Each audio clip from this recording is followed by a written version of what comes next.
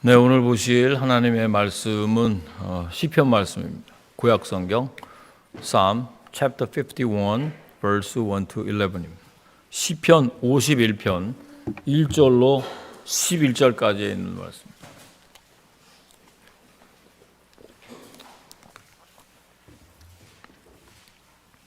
번갈아 한번 우리 교독해 보겠습니다. 하나님이여, 주의 인자를 따라 내게 은혜를 베푸시며 주의 많은 긍휼을 따라 내 죄악을 지워 주소서.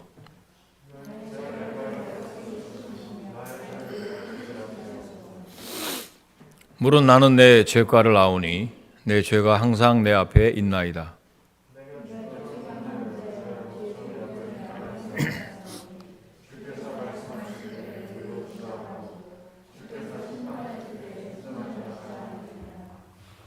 내가 죄악 중에서 출생하였으며 어머니가 죄 중에서 나를 잉태하였나이다.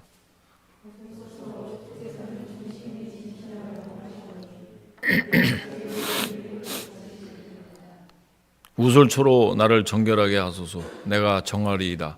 나의 죄를 씻어주소서. 내가 눈보다 희리이다.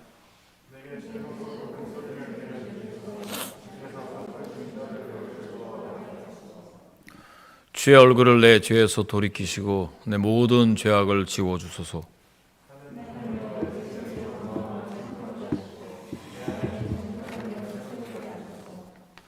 나를 주 앞에서 쫓아내지 마시며 주의 성령을 내게서 거두지 마소서. 아멘.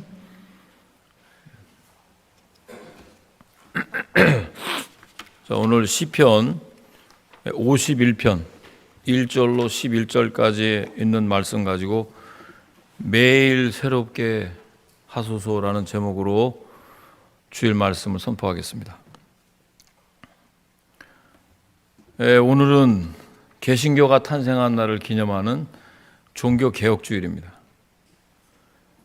어떤 분들은 이제 우리 학교 다닐 때 세계사 시간에서 많이 배운 것으로 이제 기억하는 분도 계시고, 성경 공부나 또 여러분들이 아는 지식으로 다 종교개혁을 단행한 그런 것이 뭔지를 다 알고 있습니다. 오늘 루터가 종교개혁을 단행한 지 503년 되는 날입니다.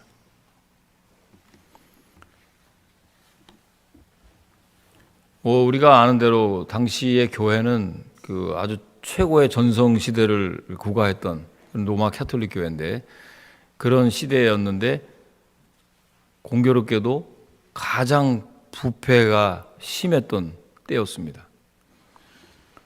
복음이 그릇되게 이해가 되고 잘못 가르치고 또 교권주의, 잘못된 교황 중심으로 된 교권주의에 빠져가지고 그런 것들을 계속 보면서 이건 하나님 말씀의 정면으로 위배된다는 것을 기도하면서 개혁을 준비했던 독일의 마틴 루터, 그리고 이제 스위스의 쯔빙글리, 그리고 프랑스의 칼빈 같은 이런 종교 개혁자들이 중심이 돼서 종교 개혁을 일으켜서 그 개혁에 성공하게 됩니다.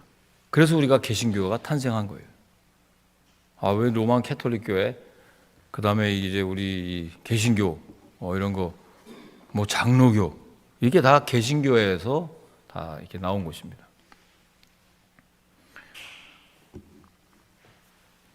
그 개혁자들의 신앙과 신학의 세 가지 모토가 있는데, 그거는 우리 개신교의 신앙의 가장 중요한 원리입니다. 신앙의 절대적인 기준은 오직 성경이다. 솔라 스크립추라. 그리고 오직 의인은 믿음으로 말미암아 산다고 하는 오직 믿음, 이신칭이라고 하는 솔라 피데. 그리고 세 번째는 우리가 죄에서 구원받는 것은 전적인 하나님의 은혜. 그래서 우리 신자들은 누구든지 하나님 앞에 나아갈 수 있는 만인 제사장이라는, 너희는 택하신 족속이고 왕같은 제사장들이고 거룩한 나라고 그의 소유된 백성이라는 솔라 그라티아, 오직 은혜로. 오직 성경, 오직 믿음, 오직 은혜. 이 세 가지가 우리 신앙생활, 그러니까 개신교 신앙의 원리입니다. 이 세 가지가 항상 우리에게 있어야 됩니다. 지금도 신앙의 본질에서 벗어난 것은 원래 자리로 돌려놓기 위해서는 언제나 개혁이 계속 돼야 되는 것입니다. 아멘이십니까, 여러분? 계속 리포메이션 돼야 되는 거예요. 기존의 형태를 다르게 새롭게 한다는 뜻이, 어떤 혁명이 아니라 신앙의 잘못된 부분, 즉 비본질적인 것들을 본질적인 곳으로 다시 집중시켜 놓는 것이 개혁입니다. 그런 의미에서 오늘 저와 여러분들이 하나님의 일꾼으로 왜 사용되어져야 되는지 다시 한번 그 크리스찬들의 정체성이 회복되시기를 주의 이름으로 축원합니다. 축원합니다. 그렇죠. 우리의 몸을 이제 건강하게 유지하기 위해서 조금 있으면 우리가 또 예배 후에 즐겁게 또 친교 시간이 이제 준비가 될 텐데 맛있는 또 갈비가 준비가 되어 있는 것으로 알고 있습니다. 그런데 그 갈비가 좋은데 이게 너무 많이 그런 육류나 그런 기름진 것을 섭취하다 보면 나쁜 콜레스테롤이 우리 안에 끼게 됩니다. 그런 나쁜 콜레스테롤을 깨끗이 제거해야 성인병에도 안 걸리고 건강을 유지할 수 있듯이 우리가 교회 생활, 신앙 생활 하는데 하나님이 기뻐하시지 않는 그런 잘못된 나쁜 콜레스테롤 같은 비본질적인 것들이 교회 안에 슬며시, 그리고 저와 여러분 마음 안에 슬며시 자꾸 들어오게 되면 건강하지 못한 교회, 건강하지 못한 교인이 될 수밖에 없는 것입니다. 사랑하는 성도 여러분, 개혁이라는 것은 이렇게 기본 질서의 타당성을 완전히 부인하는 것이 아니라 새롭게 갱신되는 것입니다. 자, 오늘 우리가 읽은 이 본문 시편 51편 말씀은 다윗이 선지자인 나단으로부터 다윗이 지은 죄를 지적하고 책망했을 때 하나님 앞에 통회하고 자복하면서 고백하는 말이 바로 시편 51편의 말씀입니다. 자, 어떻게 하면 저와 여러분들이 다윗도 하나님의 마음에 합한 자라는 소리를 들을 만큼 굉장히 믿음이 좋은 사람이었고 경건한 사람이었습니다.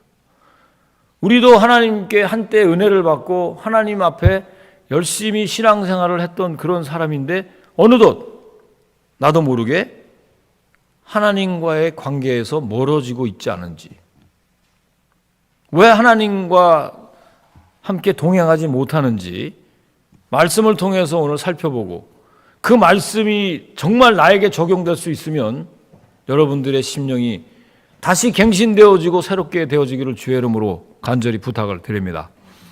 자, 첫 번째 이 시편 기자가 고백한 말이 우슬초로 나를 정결하게 하세요라고 고백을 합니다. 함께 7절 말씀을 읽어보시겠습니다. 한번 시작. 우슬초로 나를 정결하게 하소서. 내가 정하리이다. 나의 죄를 씻어주소서. 내가 눈보다 희겠나이다. 그랬어요. 우리가 앞서 읽은 본문 4절에 보면 내가 주께 범죄하였다는 말이 나옵니다. 주의 목전에서 악을 행했고 주께서 말씀하실 때 의로우시다 하고 주께서 심판하실 때 순전하시다 하리이다. 주께만 범죄했다는 말이 나옵니다. 이게 무슨 말이냐면 무엇보다도 하나님과의 관계를 먼저 깨트렸다는 것을 고백하는 것입니다. 이는 동시에 그런 자신의 죄 문제를 해결해 주실 수 있는 분도 하나님밖에 없다는 것입니다. 오직. 여러분, 다윗은 잘 아시는 대로 하나님의 사람이었지만 큰 죄를 졌습니다. 그 죄에 대한 참회가 담긴 시편 말씀이 오늘 본문인데 오늘 1절, 2절에는 또 뭐라고 나와 있냐면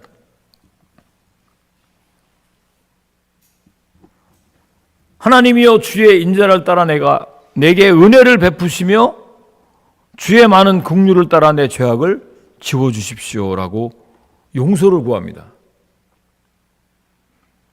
시인은 철저히 자신이 죄인이라는 사실을 인정하면서 어떤 변명도 시도하지 않습니다.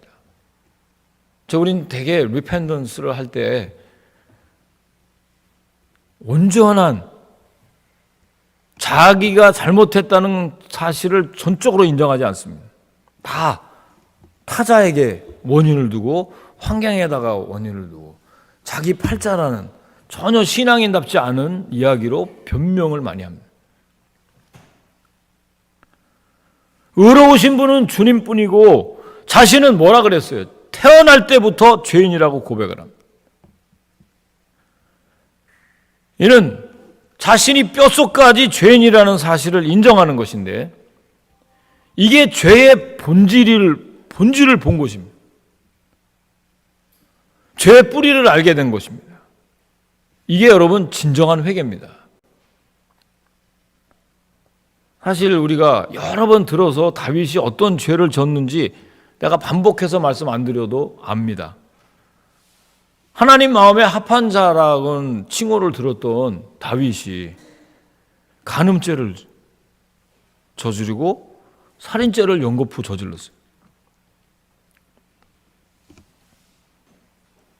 여러분 이게 상상할 수 있는 일입니까? 그래도 하나님의 말씀을 체험한 사람이 그래서 어려운 거예요. 근데 실제로 그런 일이 일어났습니다.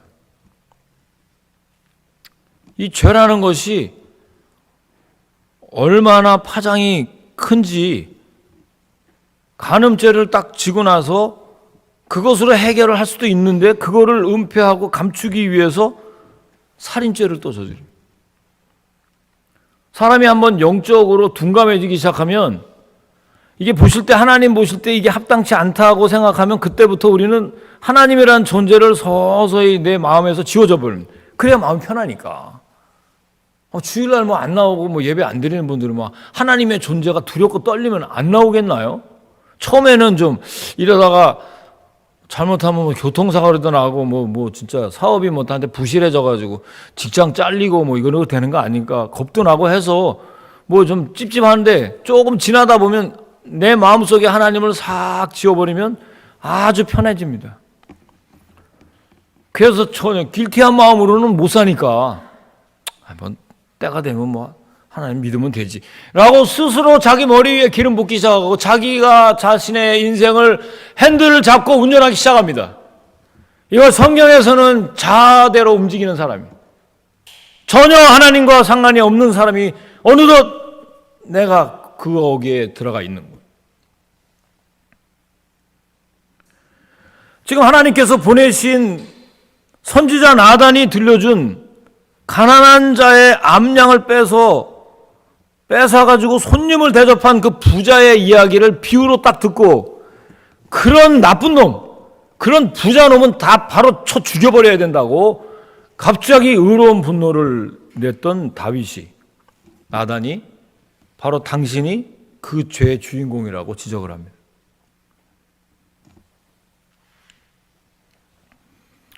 그때 다윗이 거꾸로집니다. 하나님 앞에 완전히 백기를 듭니다. 사랑하는 여러분, 하나님 앞에서 숨길 수 없다는 것을 깨달았어요. 이후에 다윗은요, 오늘 51편에 보면 얼마나 많은 단어를 사용하면서 용서를 비는데 정말 그야말로 처절하게 하나님께 기도합니다. 그렇습니다, 여러분. 회개란, 리펜던스란 돌이키는 것입니다. 방향을 180도로 전환해서 하나님께로 향하는 것이 회개입니다. 죄를 뒤로 한 채 그냥 하나님께 가는 건데 많은 사람들이 그냥 마음을 바꿨다고 생각하는데 그건 회개가 아닙니다. 가슴을 치고 후회를 하고 옷을 찢는 것도 회개가 아닙니다. 내가 잘못을 인정했다고 해서 회개가 끝난 것이 아닙니다. 회개란 뭡니까? 그 자리에 머물지 않고 하나님께로 향해서 걸어가는 것입니다.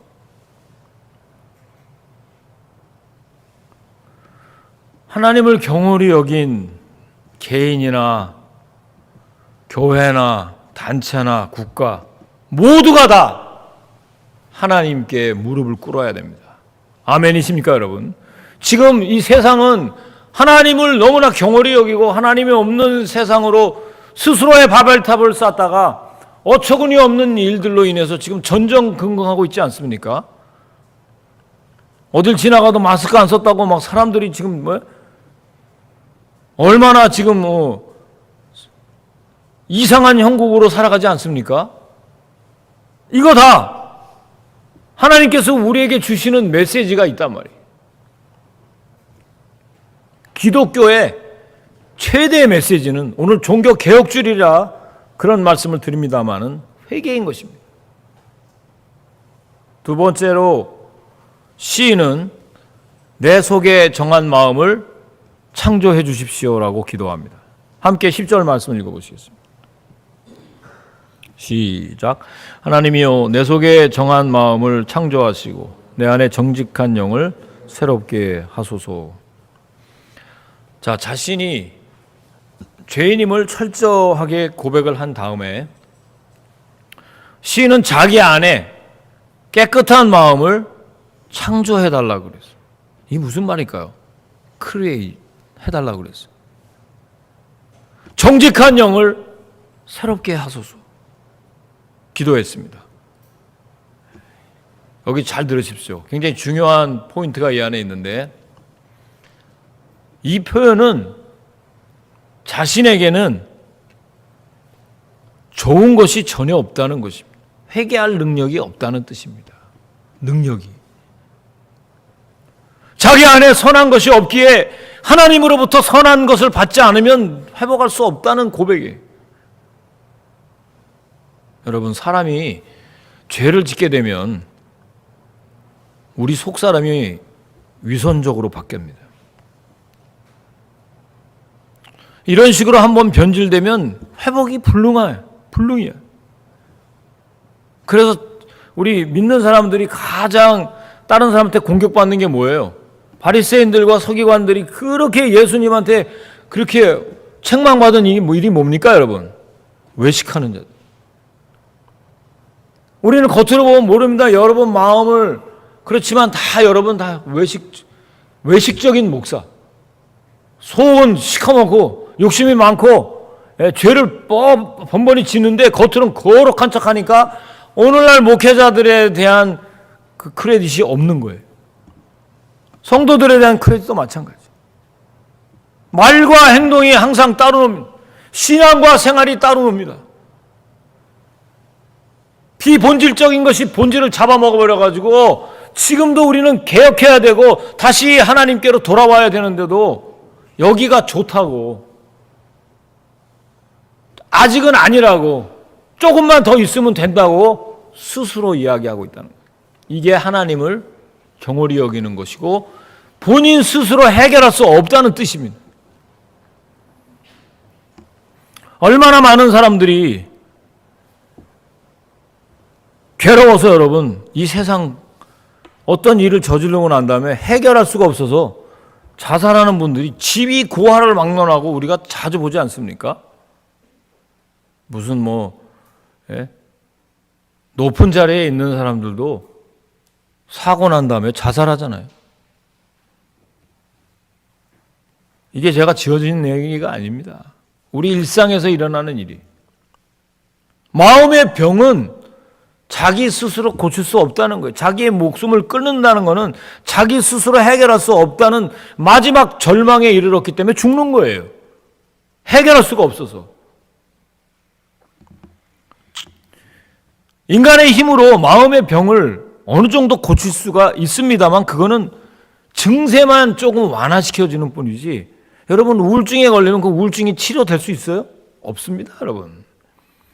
그 우울증은 하나님이 치료해 주셔야 가능한 것입니다. 아멘. 스스로 다 해결을 했나 봐요. 아멘들 안 하시는 거 보니까. 항상 기뻐하고 있습니까?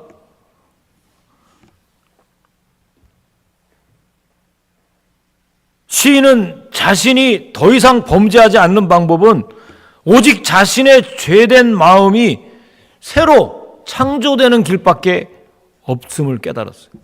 여러분, 이게 보이지 않는 여러분 마음속에 있는 그 마음의 상처는 성령이 치료해 주셔야 가능한 줄로 믿습니다. 그게 안 되기 때문에 불쑥불쑥 여러분 그 마음의 상처 때문에 신앙생활에 진보가 없는 거예요. 하나님과의 관계가 새롭게 설정이 되지 못하는 것입니다. 그러기 때문에 오늘 시인이 지금 고백한 것처럼 우리의 속사람을 새롭게 창조하시는 분이 하나님이시라는, 성령께서 우리 안에 오실 때 정한 마음을 창조하시고 정직한 영을 새롭게 해주신다는 거죠.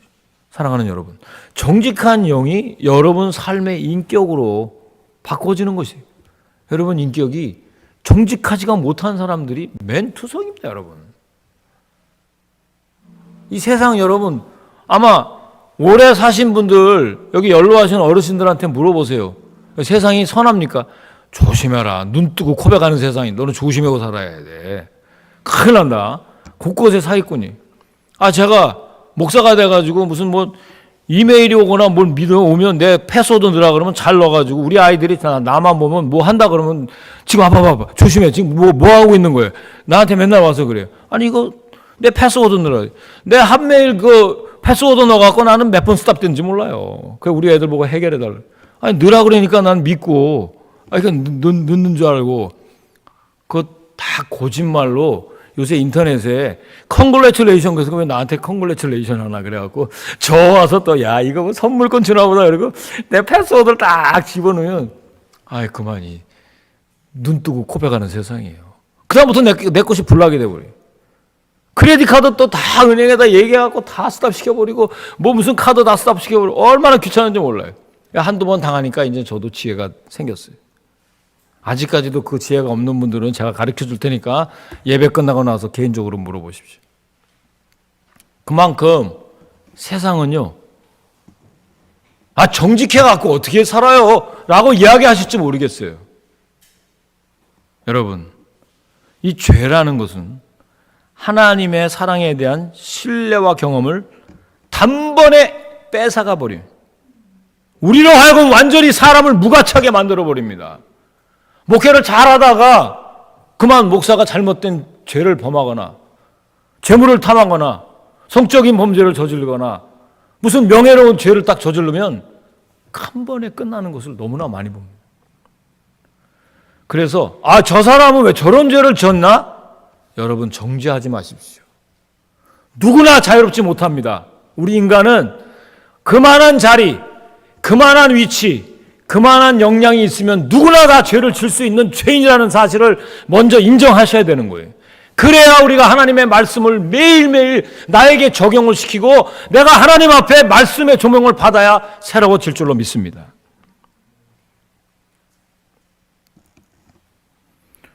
죄라는 것은 무엇보다도 하나님과의 관계를 깨트린단 말이에요. 그렇기 때문에 죄 짓는 것을 정말 두려워해야 돼요.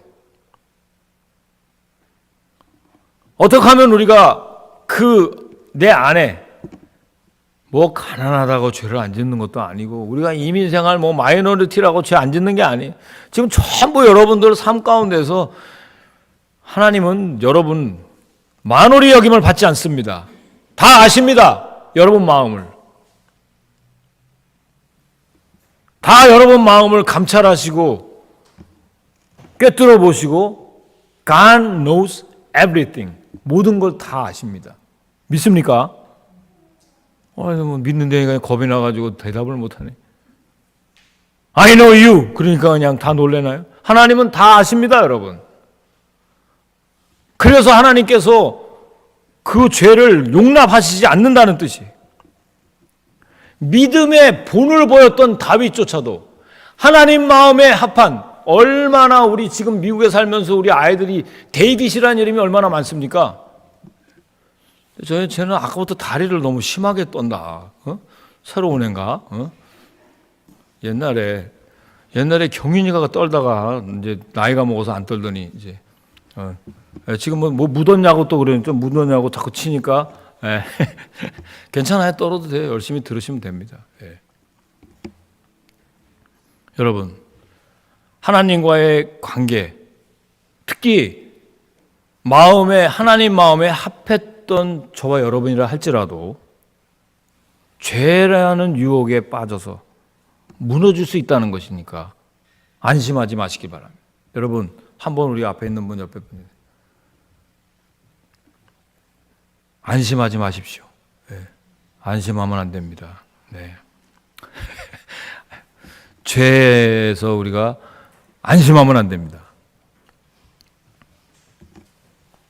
마지막으로 세 번째, 주의 성령을 거두지 마십시오라고 시인이 고백을 합니다. 함께 11절 말씀을 읽어보겠습니다. 자, 시작.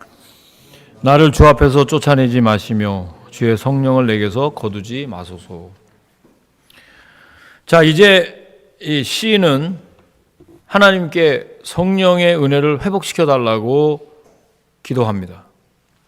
자, 11절을 우리가 지금 읽었는데, 나를 주 앞에서 쫓아내지 말고 주의 성령을 내게서 거두지 마십시오라고 지금 고백을 했는데, 자, 이런 이 가난한 심령으로 간절히 하나님께 성령을 구하는 기도를 드린 이 마음에, 이런 마음을 가지려면 뭐가 있어야 됩니까?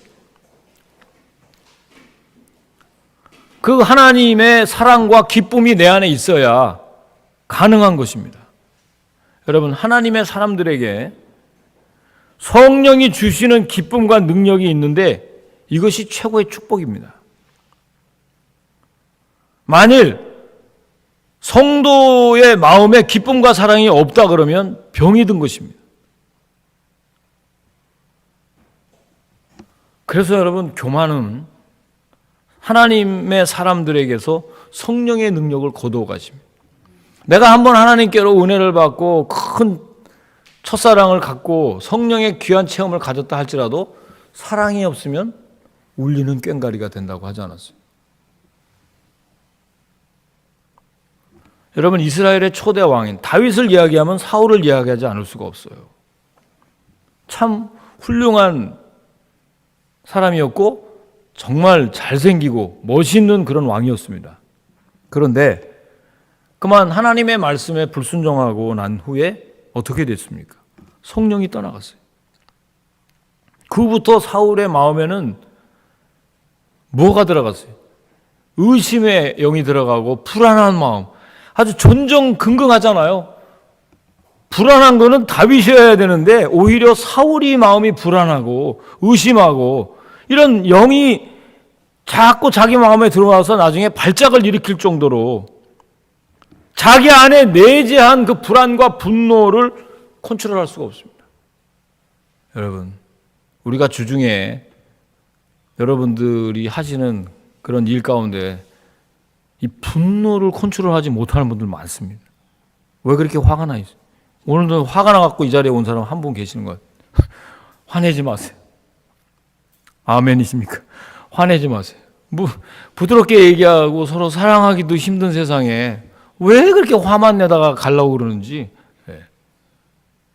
이게요, 우리 안에 있는 우리 일반 사람들은 이 신경계통이라고 얘기를 많이 합니다만은 굉장한 우울증이에요. 이게 발작을 일으키는 게 우울증에서 오는 겁니다, 여러분. 계속 잔다든가, 계속 지금 무력하게 사는 사람들, 그리고 일어났다가는 막 건드리면 폭발할 정도로 화가, 그 분노를 컨트롤하지 못하는 사람들, 이거 다 우울증입니다, 여러분. 저도 몇십 년 전에 그런 우울증에 시달려 본 적이 있어요. 그래서 신하들은 그의 정신 발작을 다스리기 위해서 음악 치료까지 받았어요. 다윗이 수금을 켤 때 그 불안이 조금 진정되고, 그런데 또 안 뛰면 또 불안이 또 심하고. 그래서 여러분, 그거는 일시적으로 완화하고 뭐 심리학 치료를 받고 뭐 정신과 의사한테 치료받으면 다 일시적인 것입니다. 그런데 완전히 개혁시키고 새롭게 갱신하려면 성령이 내 안에 임하셔야 될 줄로 확신합니다. 그러면 고쳐지는 거예요. 그래서 저에게 성령이 임할 때 화가 떠납니다. 그리고 악으로 악을 갚는 일이 내 일상이었는데 사람들은 보잖아요. 모든 문화나 영화나 모든 이야기는 원수의 일을 더 철저하게 깨부숴야 여러분 마음이 편하잖아요. 영화에 보면 처음에 막 당하다가 나중에 더 그거보다 배가 해야 그 주인공이 멋있게 끝나고 난 다음에 영화 보면 여러분 기분 좋습니까? 끝나고 나면 걸어가면 무슨 생각 들어요? 여러분도 잔인해지는 겁니다, 여러분. 그래. 하여튼 그 인간 내가 하여간 나의 앞길을 막은 그 인간 때문에 내가 지금 이 모양 이 꼴이 됐는데 하여간 내가 때가만 되면 하여간 갚아줄 것이다.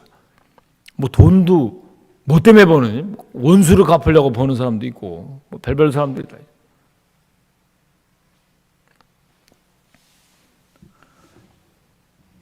결국 사울은 비참한 최후를 맞습니다. 그런데 다윗도 죄를 범한 다음에 더 악해지고 교활해졌어요. 특히 다윗은 하나님의 성령에 민감한 사람이었기 때문에 많은 시를 썼어요.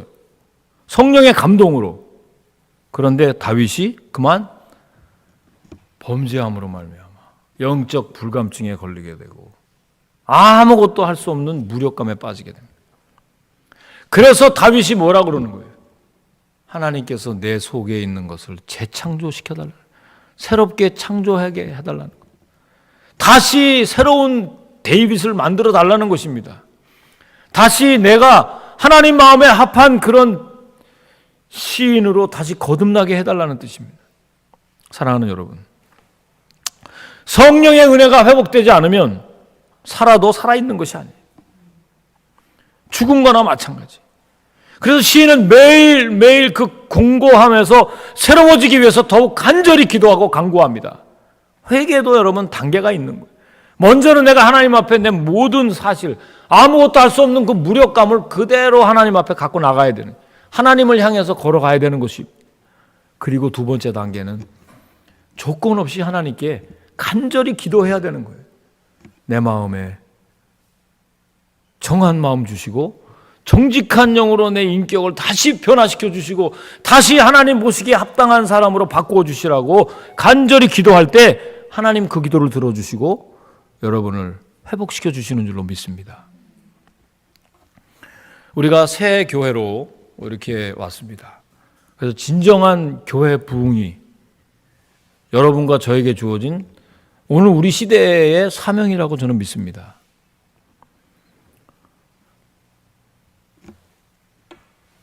그러려면 여러분 각자가 이 이민 역사의 주역이 되어야 돼요. 그래서 우리 공동체가 변화가 되려면 각자 우리 한 사람 한 사람들의 변화에서부터 시작이 됩니다. 세수를 세 부대에 담는다는 것은 여러분 한 사람 한 사람이 다 그곳에 다 함께 참여하시기를 제가 여러 번 권고하고 권면했습니다. 그래서 여러분들의 변화는 교회의 변화를 위해서 매우 중요한 것입니다. 그래서 하나님 그런 개인의 변화를 통해서 우리 공동체를 변화시켜 주는 거예요. 그래서 성령으로 우리 교회에 기름을 부어주실 때 우리 지역사회에 선한 영향력을 끼칠 줄로 믿습니다.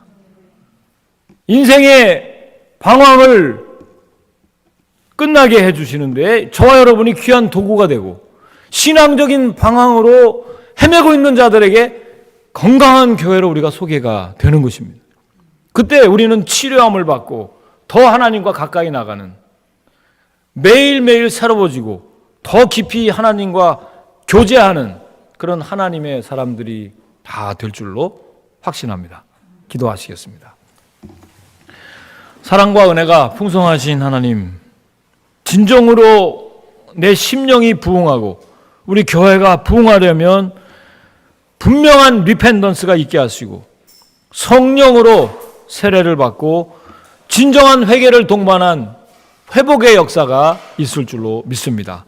주님, 오늘도 새롭게 해주실 그 하나님께 부족하고 연약한 것들 그대로 가지고 나왔지만 내 속에 정한 마음을 창조해 주시고 주의 성령으로 충만케 해 주실 때 우리의 심령이 새로워질 줄로 확신합니다.